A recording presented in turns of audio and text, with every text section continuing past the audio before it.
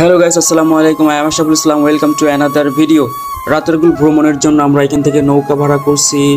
একটা নৌকায় 8 জন করে। আমাদের নৌকার মাঝি মামা আমাদেরকে বলতেছে মামা একটা গান শোনাই। সো আমরা তো সবাই খুব এক্সাইটেড ছিলাম যে মামা আমাদেরকে গান শোনাবে। তো বললাম ঠিক আছে মামা, আপনি আপনার গান শুরু করেন।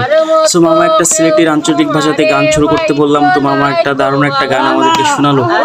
সো এখানে আর কি অনেক মানুষ অনেক জায়গা থেকে ভ্রমণ করতে আসছে। রাতারগুল আসলে একটি প্রাকৃতিক সৌন্দর্যে ভরপুর। সো এখানে এটাকে জলবন নামে আর কি বেশি পরিচিত, রাতারগুল জলবন। সো এই জলবনটা এমন একটা জলবন যেখানে অনেক পুরাতন গাছ আছে এবং গাছগুলো এমন আকৃতির গাছ, গাছগুলোর চারিদিক থেকে শিকড় আসছে এবং গাছগুলো কিছু পানিতে আছে এবং ডাঙায় আছে। সো এখানে এখন পানি কম হওয়াতেই ঘোলা মতো দেখা যাচ্ছে, পানিগুলো কেমন কাদা ঘোলা মতন দেখা যাচ্ছে। সো এখানে আমরা বললাম যে মামা আমরা তো পানিতে আছি অনেকক্ষণ, সো আমরা একটু উপরে যাই।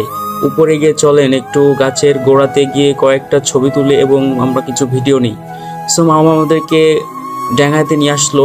সো এখানে পানি নাই কিন্তু গাছগুলো এমন সুন্দর দেখাচ্ছিল, গাছগুলো চারিদিক থেকে শিকড়ে ভরপুর।